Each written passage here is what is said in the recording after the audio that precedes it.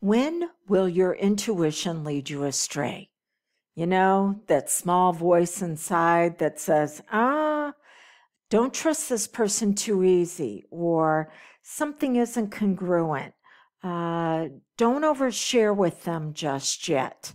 So, intuition is there to let you know how to proceed and if you should do so with caution.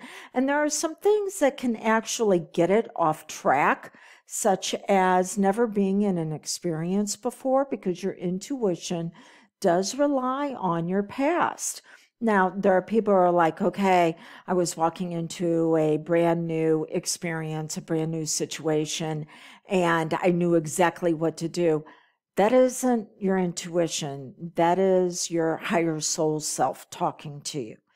Intuition is actually part of your makeup of who you are now, your identity based on your past experiences and what you've learned. And so there are ways that you can get it off track, but then you can accidentally overwhelm it to where it is now not working the way it should to inform you on how to proceed. And how you overwhelm it is by wanting for the other person whatever it is that they need at your expense. See, you've got some strengths. Your strengths are compassion and growth and understanding and awareness and knowledge.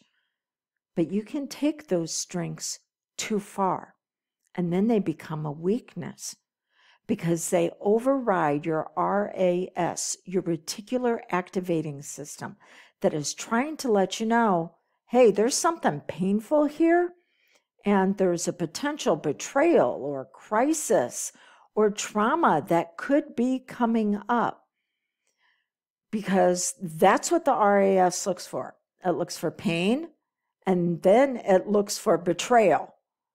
But after it's been satisfied that the environment or the person is okay, then it's going to move into its two higher levels, which is what's unique about you and what's valuable in the experience, in the situation, in the conditions, based on your uniqueness. What is it that you can bring to the experience? And so somebody can make a passive aggressive comment.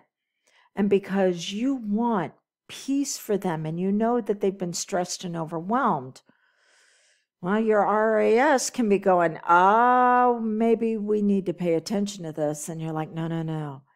I get it. I'm compassionate for the stress that they're experiencing. Or maybe they make a judgment and your RAS is going, yeah, this is a slippery slope. We let this one go.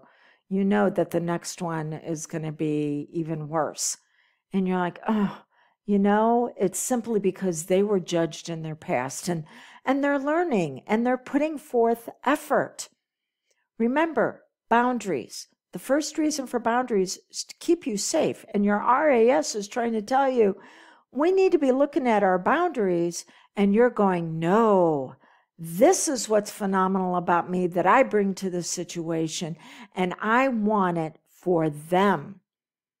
Well, there is the potential that they want to use the great parts of you as a weapon against you. Remember, first there's disorder, and then after that there's dysregulation, and then after that there's dysfunction, and then there's toxicity. Things are out of order when you're putting what's unique about you as an overlay on the other person, instead of going, no, I need to have boundaries. What's unique about them where they can actually step up and rectify what they just did, instead of me making excuses, rationalizations, and justifications for what just happened. So this is how you can lead your RAS, your intuition, astray. So what is it you need to do to stop the self-sabotage and create the life you desire? Well, the first exercise that I take my clients through in Vista is, what are your strengths? and I'm just going to give you a quick overview that you can do for yourself. What are your strengths, and when do you take them too far? What are some experiences where, for example, one of my strengths is compassion, but when taken too far, it can actually turn into codependency, where I'm enabling bad behavior instead of drawing those boundaries and going, no, there are consequences to actions, whether those consequences are great results or whether those consequences are painful. And I don't want to be paying the price for someone else. So what is it that's your strengths? When do they go too far?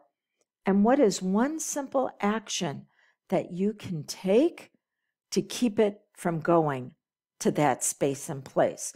One of the things that I do after my clients tell me that this is what they've got going on when they take it too far, I then utilize the hypnosis to say, you know what? This is what we want to do as an alternate behavior instead of taking it too far. But if the client does start taking it too far, let's get some yellow lights and red lights going so they can become aware that they're getting ready to pay the price for someone else's bad behavior. So that's how you stop the self-sabotage and begin to create the life you desire. If you want to join me for Vista, to where we completely customize this for you and your strengths, your talents, your abilities, and your gifts, then go to dawnlandrum.com and click on the Vista tab, because I'm only going to be offering this program for a few more weeks. So until we get together again, blessings on your journey.